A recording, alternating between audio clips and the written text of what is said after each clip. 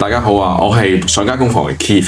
咁今日好開心嚟到曼克頓山，同大家開箱一個靚靚嘅退休安樂窩。呢個舊屋重新裝修嘅單位，面積大概係1100尺，有一套房啦，另外有一個長輩房啦，最尾都有一個多功能房。即刻同戶主 Jane 了解佢對退休嘅安樂窩嘅設計需要。今日好高興啦，阿 Jane 又做我哋嘉賓，就介紹一下你嘅退休嘅安樂窩，你嘅 Dream House 會係點咧？咁我諗首要就係令到我哋兩公婆個舒適感要好強啦，亦都係要俾我個感覺就係我翻屋企就有一個好強嘅歸屬感啦。仲有就係我哋亦都幾多物資啊，儲埋埋，咁嗰個收納空間都好重要。好多寶貝係啦。咁知道你同先生個生活習慣就可能會食下 brunch 啦，飲杯咖啡就簡單啲。我做咗一個吧台設計。咁唔知你住咗1個月之後個真實嘅感覺覺得點呢？講上星期我哋就 housewarming 第一次用嗰張延伸台拉開咗之後呢，就真係可以坐到10個人啦，相當寬鬆，亦都好實用。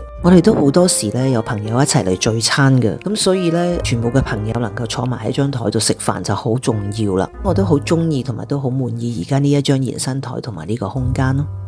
咁我介紹一下我兩邊嗰個分區啦。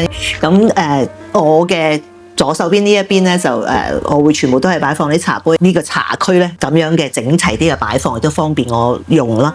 咁而另外我嘅右手邊呢一邊咧就係我啲旅行儲翻嚟嘅大大小小嘅小擺設啊、相啊咁都可以集中喺呢度，分區就好清楚咯。喺設計展示櫃嘅同時呢，我哋知道你中意彈琴啦，我哋係預留咗下方嘅電子琴分區，咁下邊嘅隱藏座椅呢，仲可以幫你節省空間。阿 Jane， 咁廚房都好緊要啦。你哋成日喺屋企咁都淨係煮嘢食啊，有好多收納啦。咁你覺得廚房有咩必須嘅要求呢？廚房嘅必須要求呢，就係我會有2個雪櫃啦，俾到我可以擺放到2個雪櫃，我就可以將煮飯嘅物資會係一個雪櫃啦。咁嗰啲飲品啊、雪糕喺另外一個雪櫃度咯。咁另外仲有一個重點好緊要嘅就係我喺廚房其實我係好需要一啲磁石板啊、寫下嘢嗰啲嘅。咁所以你做咗一幅牆呢，就對於我嚟講，我真係實用性係好高啊。因為有時啦，你知家庭主婦嗰啲咁嘅coupon 咧有到期時間㗎嘛，係你好需要擺出嚟，真係唔擺出嚟係唔記得。廚房咧就整咗一個連接玄關位嘅窗口，咁啊方便有時我啊或者姐姐啊係買咗一啲糧油雜貨比較重嘅或者一啲急凍嘅食物啦，就可以好快又好輕鬆咁可以傳入去廚房。咁講完廚房啦，咁我哋又睇下個客廳。嗱，客廳其實都係少少特別啫，都係我中意睇下劇啊，同埋中意睇下電影啊咁咯。咁所以就希望客廳係可以簡單啲啦，同埋咧就我都會有啲好喜歡嘅畫嘅。咁我啲朋友又會送一啲佢哋自己親手畫嘅畫俾我，咁我就好想掛出嚟啦。成個感覺又美觀啦，又 warm 啦。係啦，你本身個客廳又好高啊，樓大個空間感好十足。咁做咗個 TV wall，有部大電視都可以做一個私人影院啦。咁你呢間屋仲有一個無敵嘅維港景啦。咁嗰個露台你有咩要求啊？咁個露台就係個景觀開揚啦，咁又望到少少海景啊，咁我係好中意嘅。當時我好想揀一個好喜歡嘅詩篇嘅經文交俾你哋。點樣可以將佢擺出去陽台咧？係咯，我覺得你哋幫我諗咗一個燈箱嘅方式咧，就係一個好大嘅驚喜，同埋個出嚟個效果又好好。咁通常天氣涼啲咧，我就會喜歡我哋朝頭早嘅時候咁可以行出去陽台啊、舒展下筋骨啊咁樣，咁又可以安靜祈禱啊、默想下咁。對於我哋嚟講係一個身心靈充電嘅位。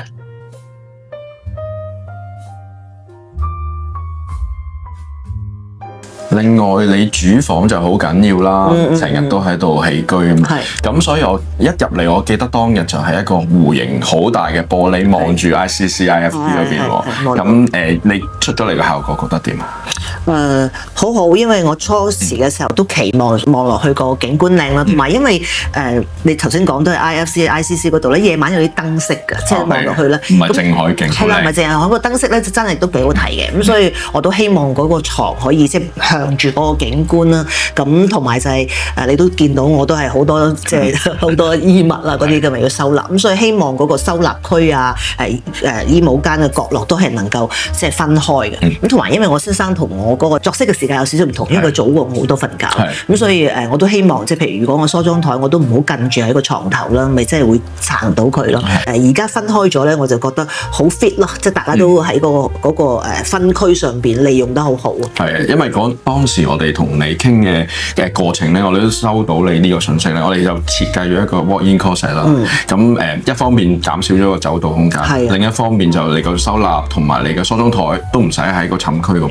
另外我都想提下，就有個好正嘅浴室喎。咁個浴室我諗有集浴池啦，又有一個按摩嘅企柱啦。我諗你同先生都應該成日都enjoy 嗰啲嘅。會，因為真係浸浴呢樣嘢係佢哋自己又需要嘅。你知啦，差唔多年紀咧，花灑雨淋我先生好中意。佢太中意沖涼啦，所以佢好需要。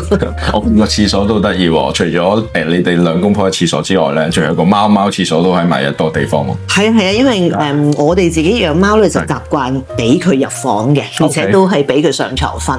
咁所以咧，有時譬如又真係有嚟佢怕貓，我就可以閂咗我個主人房門，咁我貓就可以喺入邊，佢亦都有個空間，即係唔會好似俾人韞咗一個角落咁樣咯。除咗主房之外咧，仲有一個多功能嘅房間。其實我哋設計呢間屋嘅時候咧，有兩個位咧，我特別有感覺。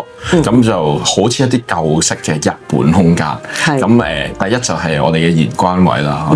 門口玄關用咗 Jan 你喜歡嘅地磚花紋鋪砌啦，吊燈都係你喜歡嘅 pattern 啦。我哋見到嗰刻感覺就好似一啲復古嘅日式咖啡廳，出嚟好好 feel。第二個位就係多功能房，咁多功能房有啲神來之筆啦，我哋有擺咗榻米啊，又有張書台，有個好特別嘅空間。你自己對個多功能房嘅感覺或者使用如何？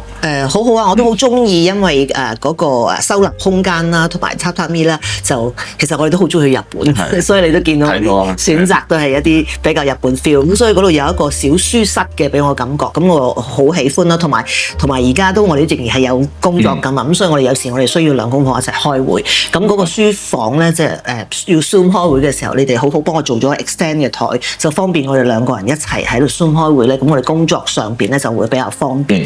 咁剩翻嘅時間，譬如有時我哋都會各人都會需要一啲安靜嘅時間，譬如睇下書啊咁就好中意走上個榻米嗰度咧。嗱，大家唔好嘈住大家啦，過嚟喺度睇下書，安靜下。我哋自己會有靈修嘅時間啊，咁都喺嗰個書房上面好適合。咁甚至有時我啲親戚喺外地翻嚟啊，咁佢哋咪又可以喺嗰個書房度榻米瞓覺咯，一樣係一個客房咁嘅形式。除咗頭先講嘅多功能房咧，我哋其實仲有一間房嘅，我哋 classify 係一個長輩房。咁嗰個有乜嘢特別要求咧？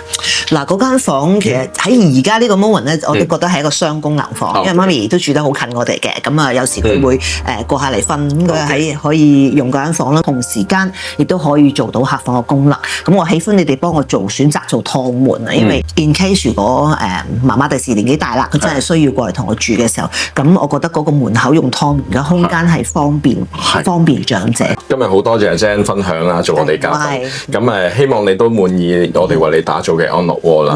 今日介紹呢間退休安樂窩段片就嚟到呢度啦，希望大家都中意啦。咁如果對舊居改造有想法，可以嚟揾我哋上家工房傾傾。如果中意嘅話，記得 like、share 同 follow 我哋上家工房嘅 YouTube channel。拜拜。